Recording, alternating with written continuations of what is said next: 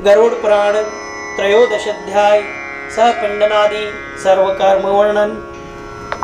गरुड़ जी ने पूछा कि हे भगवान, सपिंडन की विधि और सूतक का निर्णय कहिए।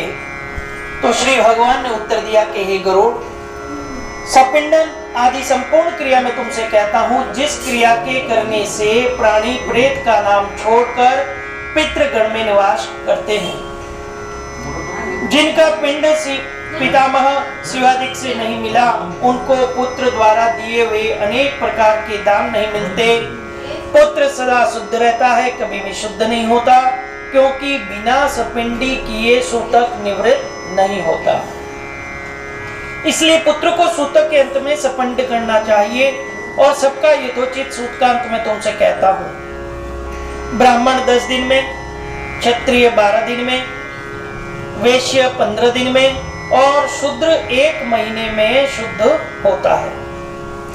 सपिंड के लोग 10 दिन में सूतक से शुद्ध होते हैं और सकुल्य के लोग 3 रात्रि में शुद्ध होते हैं और गोत्रज स्नान मात्र से शुद्ध होते हैं। चौथी पीढ़ी में 10 रात्रि तक सूतक रहता है, 5वीं पीढ़ी में 6 रात्रि तक, 6ठी पीढ़ी में 4 दिन, 7वीं में 3 दिन और 8वीं में 1 दिन, 9वीं में दोपहर, 10वीं पीढ़ी में स्नान करने से ही मृतक सूतक और जन्म सूतक छूट जाते हैं। परदेश में गए हुए का मृत्यु संवाद उसके मरने के 10 दिन के भीतर अगर मिले तो उस समय 10 दिन में जितने दिन शेष रहे उतना सूतक काल जानना चाहिए। 10 दिन के बीत जाने पर वर्ष भर से पहले यदि मृत्यु का संवाद मिले तब 3 रात्रि पर्यंत सूतक जानिए और 1 वर्ष के बाद मृत्यु समाचार मिलने पर स्नान मात्र से शुद्धि होती है। मृतक सूतक में प्रथम 2 भाग बीत जाने के पश्चात यदि दूसरा सूतक लग जाता है तो पहले सूतक के अंत में ही दूसरे सूतक का अंत हो जाता है, अर्थात वह समाप्त हो जाता है। दांत उत्पन्न होने से पहले यदि बालक का देहांत हो तो स्नान मात्र से शुद्धि होती है। मुंडन पर्यंत यदि बालक स्वर्गगत हो जाए तो 1 रात, यज्ञोपवीत होने पर यदि बालक स्वर्गगत हो जाए, मृतक हो जाए तो 3 रात्रि और उसके उपरांत के मृत्यु पर 10 रात्रि में शुद्धि होती है। जन्म से लगाकर मुंडन पर्यंत जो कन्या मर जाए तो सभी वर्णों में सदा सत्य शौच अर्थात स्नान मात्र से शुद्धि होती है। इसके पश्चात विवाह के निमित्त यानी वागदान सगाई पर्यंत 1 ही दिन का सूतक लगता है। उसके बाद बढ़ी हुई कन्या का दोनों कुलों में 3 रात्रि का सूतक, वागदान करने पर तो दोनों ही कुलों में 3 दिन का सूतक जानी है, यानी 3 दिन का पिता के कुल में और 3 दिन का वर के कुल में। जो कन्या ब्याही हुई हो तो उसका सूतक पति के कुल में ही होता है, पिता के कुल में नहीं होता। 6 महीने के भीतर जो गर्भस्राव हो तो गर्भ के मास्तुल्य दिनों में शुद्धि, जितने महीने का गर्भ होता है उतने ही दिनों का सूतक रहता है। इसके उपरांत अपनी जाति के अनुसार अशोच उनकी माताओं में रहता है। गर्भ के पतन होने पर सपिंडक लोगों को सद्य शौच कहा है। कलयुग में ये शास्त्र का निश्चय है कि सभी वर्णों के वृद्धि सूतक मृतक सूतक में 10 दिनों में शुद्धि होती है, क्योंकि आशीर्वाद, देवताओं की पूजा, अभिवादन, सैया पर सोना, अन्य जन का स्पर्श, इन सबको मृतक सूतक में न करें। संध्या, दान, जप, होम, वेद का पढ़ना, पितरों का तर्पण, ब्राह्मण भोजन और व्रत, इन सबको मृतक सूतक में न करें। जो लोग सूतक में नित्य नैमित्तिक कामी इन सबको करते हैं उनके पूर्व किए हुए नित्य नैमित्तिक आदि सभी कर्म नष्ट हो जाते हैं। व्रती को, मंत्र से पवित्र को, अग्निहोत्री को, ब्रह्मनिष्ठ को, गृहस्थ को, यति को, राजा को सूतक नहीं लगता। विवाह उत्सव और यज्ञ में मृतक सूतक के होने पर पूर्व में पका हुआ अन्न भोजन करना चाहिए। सूतक को न जानकर जो सूतक में अन्न ग्रहण करते हैं वे दोष भागी नहीं होते, बल्कि मृतक सूतक में याचकों को देने वाला दाता दोष भागी होता है। मृतक सूतक में जो सूतक छुपाकर ब्राह्मण को अन्न देता है और जो ब्राह्मण जानकर लेता है वे दोनों ही दोष के भागी होते हैं। अतः सूतक की शुद्धि के लिए पिता का सपिंडन करें। फिर उसके पश्चात वह पिता पितृगणों के पितृलोक को जाता है। 12वें दिन 3 पक्ष में, 6 महीने में अथवा 1 वर्ष में सपिंडन कहा है। लेकिन हे गरुड़, मैंने धर्मशास्त्र के अनुसार चारों ही वर्णों को 12वें दिन ही सपिंडन कहा है, क्योंकि कलयुग में धर्म की अनित्यता से, पुरुष की आयु कम होने से, शरीर के स्थिर न रहने से 12वें दिन सपिंडन करना उचित है। यज्ञोपवीत, व्रतों का उद्यापन, उत्सव, विवाह आदि यज्ञ आदि गृहस्थों के घर में किसी के मरने पर नहीं होते। अतः जब तक सपिंडन नहीं हो जाता तब तक याचक भिक्षा भी नहीं लेता। बलि, वैश्वदेव और नित्य निमित्त कर्म सभी लुप्त हो जाते हैं और कर्म के लोप से विघ्न होता है। इसलिए सपिंडन 12वें दिन अवश्य करना चाहिए। चाहे निरग्निक हो चाहे साग्निक, 12वें दिन सपिंडन अवश्य करें। जो फल सभी तीर्थों में होता है, जो फल सभी यज्ञों में है, वह सब फल 12वें दिन सपिंडन करने से प्राप्त होता है। पाद्य, अर्घ्य, आचमन आदि से विश्वदेवों का पूजन करें। प्रेत योनि से नहीं छूटने वाले पितरों को विकर्ण देकर जल से आचमन करें। वसु, रुद्र, सूर्य स्वरूप पितामह आदिकों को यथाक्रम से 3 पिंड देवें। चौथा पिंड मृतक को देवें। चंदन, तुलसी पत्र, धूप, दीप, उत्तम भोजन, तांबुल, इलायची, वस्त्र, दक्षिणा आदि से उनका पूजन करें। तदंतर सोने की सलाखा से प्रेत के पिंड को 3 भाग करके पितामह आदि से पिंड में उसको पृथक पृथक मिलावे। पितामही के साथ माता का, पितामह के साथ पिता का सपिंडीकरण करें। पिता के मरने पर भी यदि पितामह जीवित हो तो उसे प्रपितामह, वृद्ध प्रपितामह आदि को 3 पिंड देना चाहिए। पिता के पिंड को 3 भाग करके प्रपितामह आदि के 3 पिंडों में क्रम से मिला देवें। माता के पहले मर जाने पर पितामही अगर विद्यमान होए तो मातृ श्राद्ध में पिता के पिंड के समान ही विधि करें। प्रपितामही, वृद्ध प्रपितामही आदि को 3 पिंड देकर उनके साथ माता के पिंड के 3 भाग करके उसमें क्रम से मिलावें। अथवा उस माता पिता के पितामही रूप में मैं हूँ, मुझ में पिता को और पितामही रूपी लक्ष्मी है, उसमें माता के पिंड को मिलावें। पुत्र रहित स्त्री का सपिंडन आदि पति करे। स्त्री की सास आदि के साथ ही उसका सपिंडन होता है। स्त्री का सपिंडीकरण भर्ता आदि 3 के साथ करना चाहिए। हे गरुड़, ये मेरी सम्मति नहीं कि वह पति के साथ सपिंडता के योग्य नहीं है। हे गरुड़, जो स्त्री पुरुष दोनों एक ही चिता पर चढ़कर जले हो तो ससुर आदि के बीच में तृण करके तब उस सती का सपिंडन करना चाहिए। एक ही पुत्र पहले पिता का पिंडदान करे, पश्चात सती का करे। अनंतर स्नान करें। यदि सती 10 दिन के भीतर अग्नि में अगर प्रवेश करे तो उसका पति के साथ ही सैयादान और पिंडदान करना चाहिए।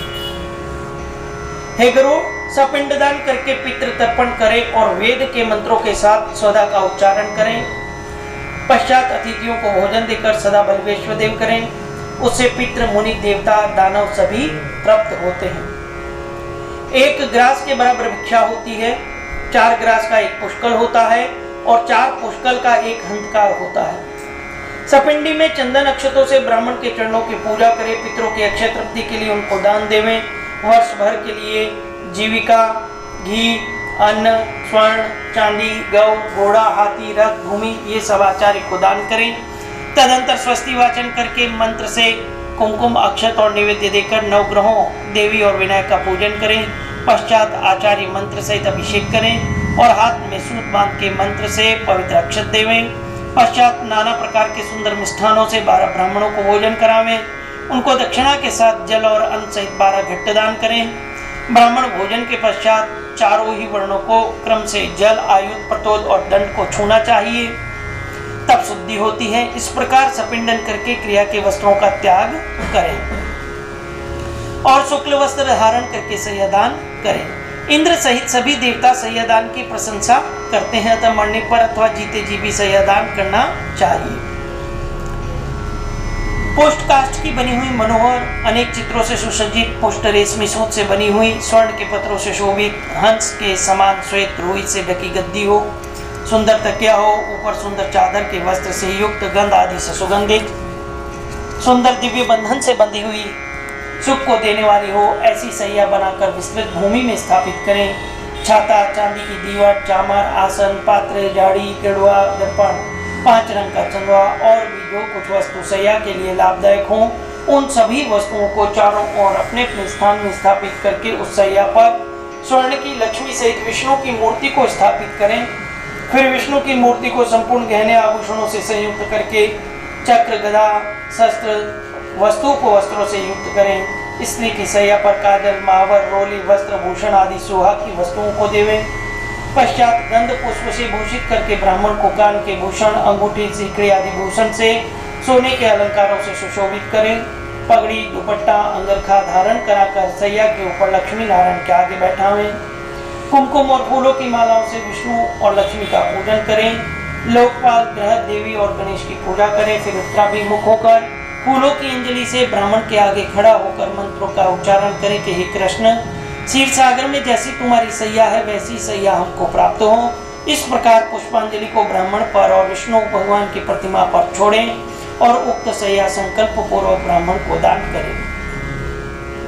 व्रत के उपदेश करने वाले ब्रह्मवादी गुरु को सैया दान करते समय ऐसा कहें कि हे ब्राह्मण, इसको ग्रहण कीजिए, आपको कौन दे सकता है, ऐसे कहकर देवें। सैया पर बैठे हुए विष्णु, ब्राह्मण, लक्ष्मी आदि को हिला करके प्रदक्षिणा पूर्वक नमस्कार करके विसर्जन करें।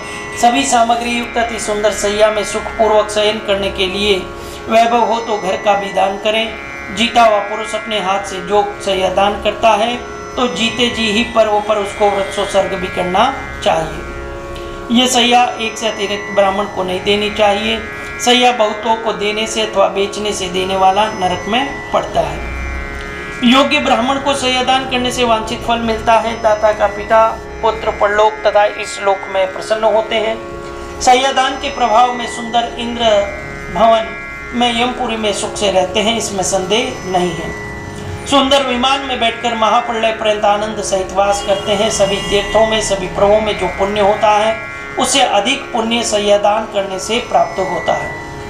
पुत्र, इस प्रकार सैया दान करके पददान करें, उसकी विधि मैं तुमसे कहता हूँ। छाता, जूता, वस्त्र, अंगूठी, कमंडलू, आसन, पंचपात्र ये वस्तुएं पददान में दी जाती हैं और इन वस्तुओं के साथ दंड, तांबे के पात्र, अमान्य भोजन, यज्ञोपवीत देने से पददान संपूर्ण होता है। इस प्रकार 12वें दिन यथाशक्ति 13 पददान 13 ब्राह्मणों को देवें। इस पददान से धार्मिक पुरुष सद्गति को पाते हैं और जो यम मार्ग में गए हैं उनको भी यह पददान सुख देने वाला होता है। यम मार्ग में निश्चय ही बड़ा उष्ण काम है और उसमें मनुष्य जलते हैं, लेकिन उनके लिए छाता दान करने से उनके मस्तक पर सुंदर छाया रहती है। जो जूते का दान करता है वह अत्यंत दुखपूर्ण यम मार्ग में घोड़े पर चढ़कर जाता है। हे गरुड़, वहाँ शीत, उष्ण और वायु से घोर दुख मिलता है, परंतु वस्त्रों के दान के प्रभाव से मार्ग में सुख से चलता है। यमदूत भयंकर और कृष्ण पिंगल वर्ण के होते हैं, वे मुद्रिका दान करने वाले को मार्ग में पीड़ा नहीं देते। कमंडलू दान करने से अतिगाम युक्त पवन जल रहित उस यम मार्ग में प्यास लगने पर जल मिलता है। मरे हुए जीव के लिए जो तांबे के जल पात्र का दान करता है उसे 1000 प्याऊ लगाने का फल मिलता है। मृतक के लिए ब्राह्मण को आसन और भोजन देने से यम मार्ग में धीरे धीरे जाता हुआ प्राणी मार्ग वह पाता है, जिससे सुख से खाता है। इस प्रकार सपिंडन के दिन विधि से दान देकर बहुत से ब्राह्मणों को भोजन करावें। चांडाल आदि को भी भोजन देवें। सपिंडन के उपरांत और 1 वर्ष के भीतर प्रत्येक मास में पिंड सहित कुंभदान करना चाहिए। हे गरुड़, प्रेत कार्य के बिना अन्य किए हुए कार्य नहीं करने चाहिए। प्रेत को अक्षय तृप्ति के लिए पुनः पुनः पिंडदान करें, अतः मासिक, वार्षिक और विशेष तिथियों में विशेष मरने पर पाक्षिक श्राद्ध रूप कहता हूँ। पूर्णमासी को जो मरा है उसकी चतुर्थी पाक्षिक श्राद्ध तिथि है। चतुर्थी को जो मरा है नवमी उसकी पाक्षिक श्राद्ध तिथि है। नवमी को जो मरा है उसकी रिक्ता चतुर्दशी पाक्षिक श्राद्ध तिथि। इस प्रकार 20वें दिन पाक्षिक श्राद्ध करना चाहिए। जब एक ही महीने में 2 पाक्षिक श्राद्ध करें, जब एक ही महीने में 2 संक्रांतियां हों, तब दोनों ही महीनों का श्राद्ध मलमास में करना चाहिए। एक महीने में यदि 2 महीने हो जाए तो वही पक्ष और वही तिथियां जाननी चाहिए। जो तिथि के पहले आधे भाग में मृत्यु हुई हो तो पूर्व का मास, दूसरे आधे भाग में मृत्यु हुई तो उसके आगे का मास जानिए। इस प्रकार पंडितों को मल मास में विचार करना चाहिए। हे गरुड़, संक्रांति रहित महीने यानी मल मास में सपिंडीकरण करना चाहिए।